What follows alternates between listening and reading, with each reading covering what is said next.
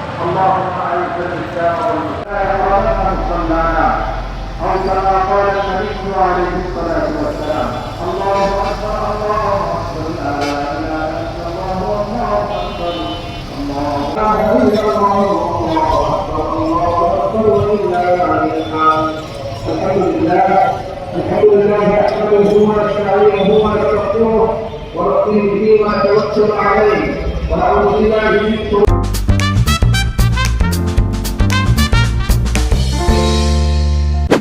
Hello everyone and আসসালামু আলাইকুম। ঈদ মোবারক সবাইকে। সো আজকে কোরবানির ঈদ, আর আমি এক্স্যাক্টলি ভিডিওটা করছি এখন বাজে দুপুরবেলা হয়ে গেছে, কারণ আজকে সকালে আপনারা ফুটেজ দেখলেন অলরেডি।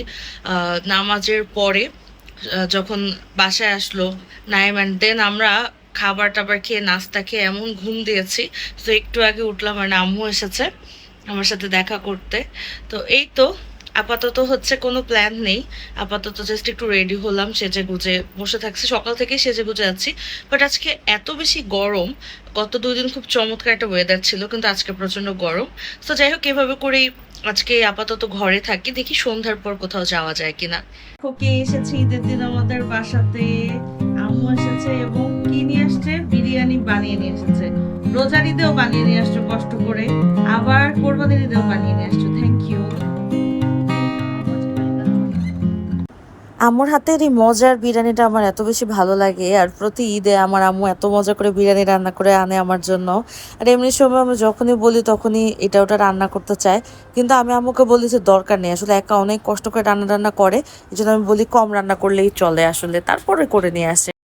এবারের ঈদের সব থেকে ইম্পর্টেন্ট যে জিনিসটা সেটাই করছি, সেটা হচ্ছে এই যে মাংস ভাগাভাগি। এরপর এগুলো আসলে রোজার ঈদে যেমনটা এনজয়মেন্ট থাকে, সব জায়গায় ঘোরাঘুরি করা, এত এত প্ল্যানস, ঈদের দিন এই কোরবানির ঈদে কোনো প্ল্যানই করা যায় না, কারণ সকাল থেকে এই কাজ সেই কাজ, আর এই যে রাত থেকে শুরু হয় এগুলো।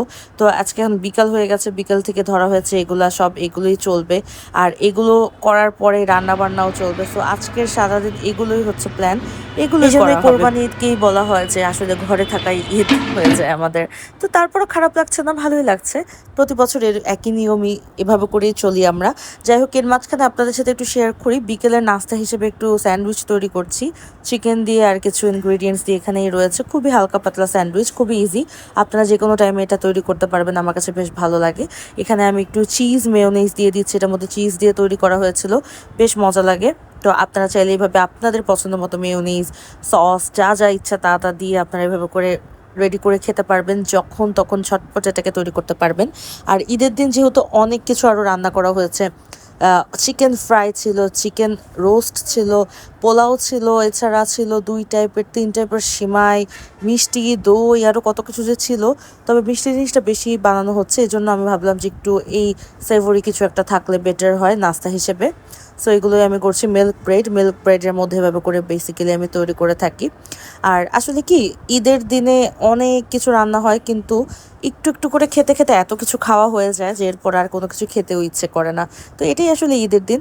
আর আমি যদি আগেরকার সময়ের কথা বলতাম, যখন বিয়ে হয়নি, তখন তো ঈদটা ছিল একেবারে অন্যরকম, খালি ঘোরা প্ল্যান আর কত কিছু, কত পার্টিস, কত Eid parties and all. But এখন বিয়ের পরে প্লাস একটা হচ্ছে বিয়ে, সেকেন্ডলি হচ্ছে জব, তারপর হচ্ছে আবার নিজের একটা লাইফের ব্যস্ততা, সব কিছু মিলিয়ে একেবারে মেসড আপ বলবো না, বাট খুবই ব্যস্ততার মধ্যে যেভাবে পসিবল হয়, মেয়েদের লাইফটা আসলে এরকমই হয়, ছেলেদের লাইফটাও চেঞ্জ হয়ে যায় সত্যি কথা। সো এই কয়েক বছর থেকে আসলে এইভাবে করেই কাটাচ্ছি, তবে এভাবেই আলহামদুলিল্লাহ খুব মজাই লাগে, কারণ একটা অন্যরকম লাইফ, অন্যরকম ভালোই লাগে সবার, এটা সবাই রিলেট করতে পারবে বাই দ্য ওয়ে। আচ্ছা, তো এই হচ্ছে খুবই ইজি করে তৈরি করলাম একটা স্যান্ডউইচ। আপনারা যারা চান বাসায়, এটা বেশি হলে আধা ঘন্টার রেসিপি, চিকেনটা গলতে যতক্ষণ টাইম লাগে, বাদ বাকি এটা করতে 10 মিনিটও লাগে না, খুবই সহজ, এবং সবার ঘরে এগুলো থাকে। আপনারা যারা যারা চান তারা এটা ট্রাই করতে পারেন। সো এই হচ্ছে ছোট্টখাট্ট একটা রেসিপি শেয়ার করে ফেললাম তাড়াতাড়ি করে। আর আজকের ঈদটা আলহামদুলিল্লাহ ভালোই কাটছে। তো ফাইনালি আমাদের সব কিছু করার ডান, আমাদের যে মাংস ভাগাভাগি থেকে শুরু করে প্রত্যেকটা জিনিস সব কমপ্লিট করলাম। অ্যান্ড আমি বিয়ের পর থেকে এটা খুব ভালো মতো করে, আমার বাসায় সবসময় করা হতো না। আমার আমার আম্মু আজকে আমার সাথে দেখা করতে আসছে, আমার আম্মু সব করতো অলওয়েজ, আমি সব দেখতাম, দেখে দেখে শিখেছি।